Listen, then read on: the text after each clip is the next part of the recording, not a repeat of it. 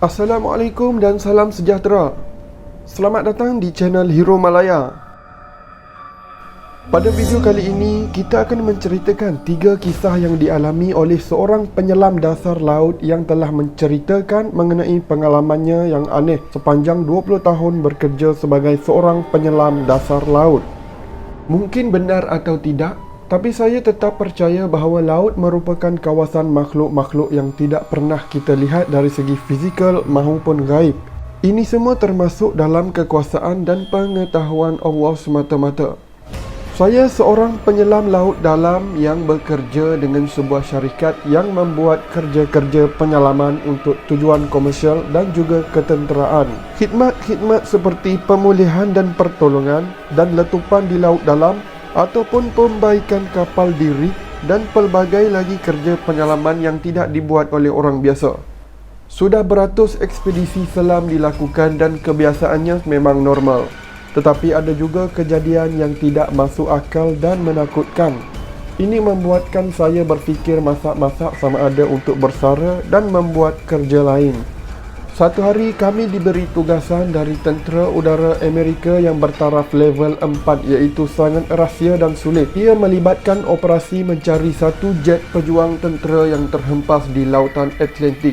Kami diberi taklimat oleh pegawai operasi bahawa tugas kami adalah untuk mengenal pasti lokasi kapal terbang terhempas dan melakukan penyelaman untuk memastikan keadaan bangkai pesawat di dasar laut. Difahamkan 2 orang juruterbang terhempas bersama. 2 orang juruselam termasuk saya ditugaskan untuk turun ke bawah. Kami dibawa oleh kapal tentera ke lokasi jet yang terhempas. Kami dipakaikan peralatan selaman laut dalam dan diturunkan menggunakan kabel jauh ke dalam laut. Perlu difahamkan, yang peralatan kami guna dan pakai bukan seperti scuba gear. Sebaliknya, kami memakai pakaian besi berupa seperti astronot kerana tekanan bawah laut sedalam lebih 300 meter adalah tersangat kuat. Dari kejauhan, kami dapat lihat bangkai tersebut terletak di dasar laut. Anehnya, bangkai jet tersebut terletak di satu tempat seperti padang pasir yang tidak ada apa pun di sekelilingnya. Kebiasaannya pasti ada terumbu mati atau benda-benda lain di sekeliling kapal yang terhempas ke dasar laut. Tiba di bangkai jet, kami tidak nampak sebarang kerosakan atau apa-apa kecacatan pun pada badan sayap atau kokpit jet. Ini mustahil kerana kapal terbang yang terhempas dalam kelajuan tinggi menjunam ke laut ibarat terhempas ke atas simen konkrit. Ia pasti akan berkecai dan sisa-sisanya bertaburan. Apa yang lebih pelik, ketika kami mengintai ke dalam kokpit, tidak ada mayat juruterbang di dalamnya. Kami hanya melihat gambar keluarga juruterbang terselit di tempat duduk. Yang lainnya, tidak ada tanda-tanda menunjukkan ada juruterbang di dalam kapal tersebut. Pegawai operasi mengesahkan sepatutnya ada 2 juruterbang yang memandu jet pejuang itu. Kami terus melaporkan kepada penyelia operasi dan selesai kerja kami. Tentera mengambil alih operasi dan tidak ada lagi berita mengenai operasi tersebut. Satu lagi peristiwa misteri dan menakutkan berlaku di satu lokasi laut dalam bagi tujuan pencarian sisa-sisa kapal. Kebiasaannya bergantung kepada kerumitan dan besarnya sesuatu projek. Minima akan ada 2 penyelam manakala 2 lagi akan berada di atas kapal bagi tujuan menyelia serta menjaga peralatan penyelaman. Satu cara untuk mengenal pasti kedudukan penyelam di dalam laut adalah berdasarkan buih-buih yang timbul di permukaan air. Bila seorang penyelam bernafas keluar, udara akan dilepaskan daripada peralatan dan buih akan naik ke atas. Dengan cara ini, mereka di atas boleh tahu sama ada penyelam berada di mana dan dalam situasi bahaya atau tidak. Saya berada di atas kapal dan ditugaskan menjaga peralatan penyelam yang berada di bawah lautan. Selepas tempoh lebih kurang 40 minit operasi selam, kelihatan lebih kurang 10 meter satu jujukan buih udara yang timbul ke permukaan laut. Memandangkan kami berada ratusan kilometer dari darat dan tiada kapal lain yang menjalankan operasi selain kapal kami, maka mustahil ada penyelam lain terlibat sekali. Saya terus beritahu penyelia projek dan beliau kata mungkin arus yang membawa buih tersebut. Kemudian, kami di atas bot terdengar bunyi seperti jeritan haiwan yang amat nyaring datang dari laut. Kami terus memberi isyarat kepada penyelam-penyelam dan bertanya jika ada apa-apa yang aneh berlaku. Semua normal di dalam laut, kata mereka. Tetapi penyelia projek dan kru di atas kapal berasa tidak sedap hati dan memberi isyarat kepada penyelam-penyelam untuk naik ke atas. Firasat penyelia itu tepat sekali kerana kira-kira 20 meter mereka dapat lihat seperti satu kumpulan buih yang amat banyak sedang bergerak ke lokasi penyelam mereka. Kami terus diarahkan untuk menarik penyelam ke atas secepat mungkin. Dan walaupun ini amat membahayakan nyawa penyelam kerana mereka tidak dapat melalui dekompres dengan cara yang betul, tetapi ia lebih baik daripada dikejar gelombang buih dalam lautan yang mereka pun tidak tahu apa sebenarnya.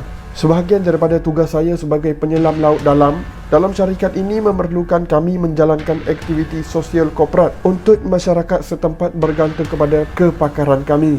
Salah satunya adalah menolong pihak berkuasa tempatan dalam operasi penyelamat jika berlaku sebarang bencana alam atau kemalangan. Saya masih ingat lagi satu tragedi di mana sebuah jambatan gantung telah roboh dan mengakibatkan berpuluh-puluh kenderaan jatuh ke dalam sungai di bawahnya. Kami dipanggil oleh pihak berkuasa untuk membantu operasi menyelamat dan mengenal pasti jika ada mangsa yang hidup atau mati di dalam sungai. Kami sebagai juruselam profesional dengan bertahun pengalaman sudah lali melihat bangkai kenderaan terhempas atau karam di dasar laut. Kebiasaannya ia adalah kenderaan tentera atau komersial dan mangsa atau mayat yang ditemui merupakan orang dewasa.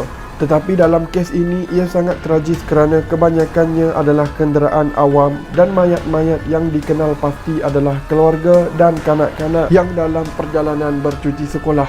Hari pertama kami membantu bomba dan medik untuk menyelam ke kawasan sungai yang deras dan dalam airnya. Keadaan yang keruh dan kelam juga tidak menolong kami untuk mencari mayat.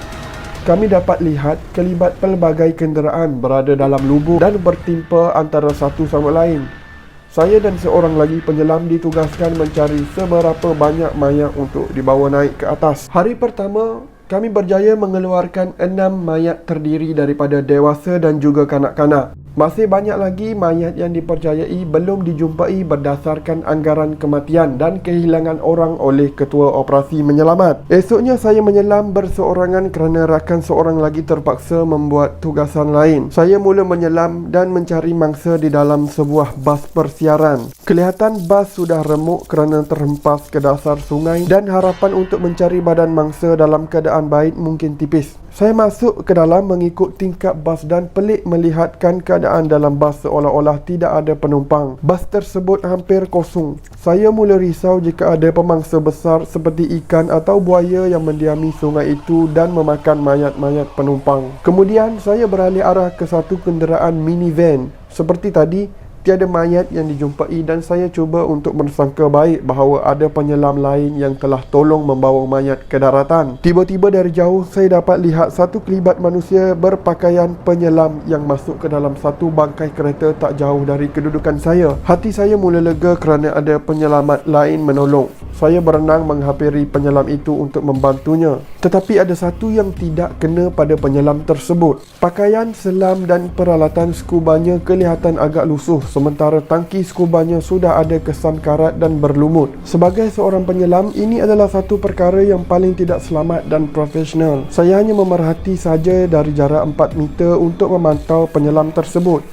Tiba-tiba saya tersedar suatu perkara. Tiada buih udara yang keluar dari peralatan skubanya dan sepatutnya tidak ada penyelam lain yang ditugaskan untuk operasi penyelamatan selain syarikat saya. Saya menghampiri perlahan-lahan penyelam misteri tersebut dan saya cuba menarik perhatiannya. Dia masih sibuk mengeluarkan mangsa di dalam kereta itu. Tidak puas hati, saya berenang ke sebelahnya dan mencuit bahunya. Apa yang berlaku kemudian membuatkan saya tergamam sekejap. Bila dia menoleh, saya dapat lihat ke dalam topeng skuba dan mukanya seperti daging reput yang telah lama di dalam air dan tiada mata dalam berbola melainkan 2 biji cahaya merah. Lumut hijau menyelubungi badannya dan tangannya terasa seperti tulang. Saya mula panik dan terus berenang secepat mungkin naik ke atas permukaan air. Dari belakang saya dapat dengar suara daripada makhluk penyelam itu berkata, "Datang sini balik. Kita perlu tolong mereka semua." Esoknya saya terus demam dan dikecualikan daripada mengikut operasi tersebut. Sebagai seorang penyelam laut dalam, sudah banyak jenis binatang laut dan ikan yang saya jumpai. Ada yang biasa, ada yang jarang ditemui dan ada juga yang tidak dikenal pasti spesies apa binatang tersebut. Salah satu peristiwa yang menakutkan berlaku ketika kami membuat operasi mencari serpihan kapal di sebuah tempat di perairan Caribbean. Ia salah satu tempat yang lain dari biasa kerana airnya sangat jernih dan tidak sesejuk lautan Atlantik. Untuk tugasan ini, saya dan seorang lagi rakan penyelam diturunkan menggunakan platform besi dengan dinding kawat besi di sekelilingnya. Walau bagaimanapun, platform tersebut terbuka di atas untuk memudahkan kami untuk naik ke atas permukaan. Pemandangan yang jelas di dalam air yang jernih membolehkan kami menikmati suasana di dalam laut ketika diturunkan. Pelbagai hidupan air di terumbu karang dapat dilihat dan kawanan ikan berenang ke sana sini. Ketika kami di kedalaman kira-kira 50 meter, suasana sudah berubah dan air kelihatan biru dan kelam. Tidak ada bunyi atau kelihatan ikan-ikan melainkan mereka sahaja. Suasana hening itu tiba-tiba berubah menjadi cemas kerana kami terasa seperti ada sesuatu benda yang besar melanggar platform kami dari bawah. Kami yang terkejut terus melihat ke bawah platform. Apa yang kami lihat sangat menakutkan kami. Kami dapat lihat satu bayangan makhluk berupa ikan gergasi berukuran kira-kira 15 meter panjang dan 6 meter lebar sedang berenang di bawah platform kami. Ia berlegar-legar mengelilingi kami. Kami seolah-olah mengawasi penurunan platform tersebut. Saya cuba mengecam jenis ikan tetapi sukar kerana penglihatan kelam dan ikan tersebut berada kira-kira 200 kaki daripada kami. Kami segera memberi isyarat ke atas kapal menandakan ada kecemasan. Tiba-tiba kami merasakan suasana menjadi kelam dan ada bayangan bergerak dari atas kami. Ikan gergasi itu kini sedang berenang di atas platform dan kali ini saya dapat lihat dengan lebih jelas makhluk tersebut. Ia menyerupai jerung tetapi kulitnya berwarna coklat kehitaman dan bersisik-sisik seperti cengkerang. Giginya pula seperti taring kecil tetapi berlapis-lapis sangat tajam seperti pengisar. Kami tidak pernah melihat ikan tersebut sepanjang kami menyelam atau di mana-mana dalam buku atau gambar. Ia berenang-renang di atas kami seolah-olah sedang menunggu masa untuk kami keluar dari platform. Kali ini rakan penyelam saya sudah mula panik dan memberi isyarat untuk naik ke atas. Tiba-tiba saya terasa satu hentakan di tepi dinding platform sehingga kami terhumban ke tepi. Dinding keluli itu remuk dan ternampak satu bentuk hentakan sehingga jelas kelihatannya seperti muncung ikan. Saya terus menggunakan flare kecemasan dan membakar serta membalingnya keluar platform. Kami dapat lihat ikan gergasi tersebut menjauhi platform dan kami terus beri isyarat kepada kapal supaya menarik kami ke atas. Kami tidak sanggup untuk meneruskan operasi lagi. Ini bunuh diri namanya. Sebaik saja kami naik ke atas, kami dapat lihat dengan jelas betapa remuknya dinding itu dan satu kali lagi hentakan sudah pasti akan meruntuhkan dinding dan kami akan terdedah pada maut.